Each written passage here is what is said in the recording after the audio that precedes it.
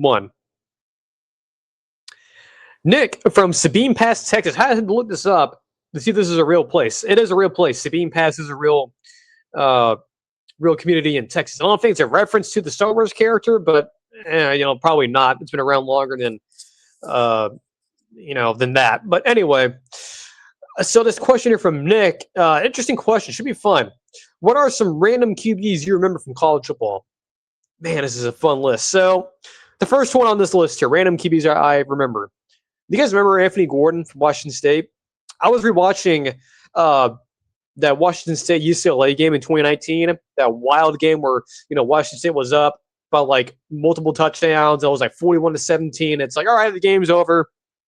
Move along.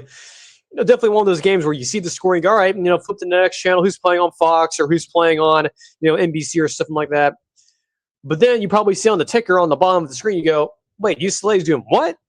Washington State did what? That game in 2019, just absolute cinema. I remember I was watching it last weekend, and it's just pure magic, right? Just the first half and the majority of the second half for Washington State, and the second half roaring back from UCLA, and that was Chip Kelly's second year, but Dorian Thompson-Robinson, who's I think still in the NFL, but yeah, that was a wild game. But anyway, Anthony Gordon, that game, by the way, broke Gardner Minshew's touchdown record. And he still holds the record, Anthony Gordon does. It's 9 touchdowns in a single game in Washington State. I believe that's also an NCAA record, too, if I'm not mistaken. And he, by the way, Anthony Gordon, had an amazing year. I mean, if Joe Burrow didn't exist, Anthony Gordon would have been the talk of college football in terms of being one of the best passers in the country. I mean, that was an insane year, like 48 touchdowns. Yes, he did throw a lot of interceptions, but he is definitely one of these random quarterbacks that you just can't forget about. So that's one I remember. This one's a real deep cut. At least the next two are really. Do you guys remember Rakeem Cato from Marshall? That team in 2014, that Marshall team that started out the year undefeated until I believe the last game of the regular season where they lost, or maybe it was the conference championship game. That Marshall team of Rakeem Cato just put up ridiculous stats. A dual threat guy. Don't think he made it to the NFL, but he's a name that I remember. Another one that I think most of you may remember, especially if you're a Virginia Tech fan, Shane Carden at East Carolina, who beat Virginia Tech. And by the way, that Virginia Tech team, that this East Carolina team of Shane Carden at quarterback beat, that previous week they beat Ohio State in 2014. The only team to beat that Buckeyes team. So, little piece of trivia there. So yeah, Shane Carden at East Carolina. That was with Lincoln Riley as the OC. The first time we really saw him go, get on the scene in college football, or at least him get noticed as a offensive mind. Paxton Lynch at Memphis is another one that I remember. It was a big talking point for the NFL draft in 2015, I think. Yeah, 2015. It was there in Memphis. I remember him a little bit in 2014. But I remember him definitely in 2015. Much like Marshall and Rakeem Cato, started out the year 7-0. They were ranked in the top 10, I believe. They beat that Memphis team beat Ole Miss in 2015, which is kind of crazy to think about. Then they eventually fell off a little bit, and I believe did they lose to Auburn in the bowl game or something like that? Yeah, it's kind of weird. That Auburn team's horrible, especially on defense. But Paxton Lynch, another random one, another G5 quarterback. This one, this is interesting. So I think you guys may remember this guy. He was actually playing college football as recently as a couple of years ago. So this guy's not as far away as some of these other guys I've mentioned. At least the last few I've been mentioning. Maybe not Anthony Gordon, but John Rice Plumlee at Ole Miss. Man, that guy can run. And I remember watching him. I remember definitely watching him versus Alabama. That was like the CBS game of the week, and Gary and Brad are there, and it's just seeing him running the Rich Rod offense. Yes, Rich Rodriguez was there at Ole Miss for Matt Luke. 1 year though, but he was there. Probably the last time up until recently when he came back to West Virginia that he probably thought about Rich Rod. He at least was still relevant in the sport. But John Rice was the quarterback there, and he was doing the running that spread option offense, and he ran for I think over 1,000 yards, I believe. I think maybe not that much, but it was close. But I remember him versus Alabama. Very impressed, even though, yes, they got kind of blown out, but they were still very competitive. But I do remember this game, though. The game against LSU, where I just remember folks on Twitter were melting down over this. Like Joel Klatt was melting down over it as well. He was saying, "Oh man, LSU, man, I don't know, bro." I mean, if you guys remember, look at the highlights of this game. If you don't want to watch the entire game, but look at the highlights of this game. This was a close game. This was a very close game. It was very entertaining, very high scoring.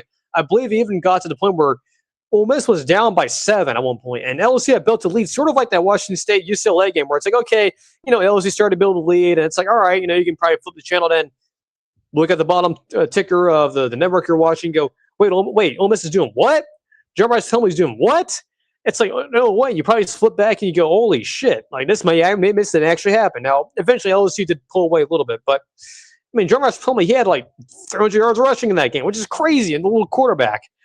I mean, imagine him in a triple option offense. So, definitely remember him. And I think he eventually went to UCF. He's, bounced around a few schools. I don't think he's playing football anymore. But I definitely remember him. And this next one, I think a lot of folks definitely remember him. Kenny Hill at Texas A&M and Texas Christian. And he ended up leaving, of course, A&M and went off to Fort Worth, Texas to go to TCU. But Kenny Hill's career, man, just very weird. So he goes, he's at A&M. He starts in 2014. They're undefeated. They beat South Carolina, a South Carolina team that maybe was overvalued. Obviously, hindsight's 2020. But, going into that year, they were a top 10 team, South Carolina, and A&M. Of course, he beats them in the opening game. By the way, that was a Thursday night, or was it a Friday? Either way, it was a weeknight game, but it was the first ever televised event on the SEC network.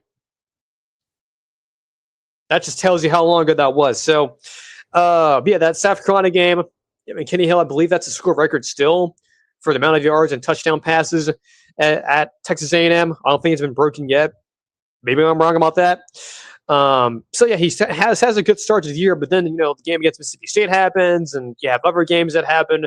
The game against Bama where they get shut out.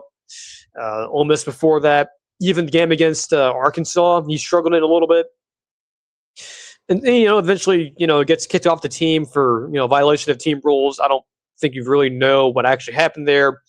Then he goes to Texas Christian with Gary Patterson, right? This is, by the way, coming off of a couple years after they had Trevon Blake in there as a quarterback. And he was also, wasn't he like a Heisman finalist or something too? That's another kind of random one. But he ends up being the heir apparent to him. He takes over, first year of 2016, a bit of a sweet and sour year. But then 2017 happens and they get off to that big start, undefeated. Then they lose to Matt Campbell and Iowa State. And then they make it to the Big 12 championship game. And they lose to Oklahoma. So, ended his career on a high note. Started his career on a sort of high note, and a lot of bad stuff in the middle there. So those are some random quarterbacks there. I wonder if you have more, but those are probably the most random one on here is definitely Rakeem Cato. I guarantee you, outside of the college football sickos, no one remembers him at all. I just I'll probably put it out, maybe put it out there later today and say, hey, does anyone remember Rakeem Cato from Marshall, the quarterback there? I guarantee no one's gonna remember that. I would imagine most folks are gonna go, who? Cato, is that like a Mario character or something, or like a character from, anime or something? No, that's a real quarterback. It was at Marshall back in the day, 2014. I definitely remember watching, at the very least, the highlights of that Marshall team, and they scored a lot of points that year. Just a shame that they didn't even make it to the New Year's Six bowl game. They would have if they stayed undefeated, but they didn't.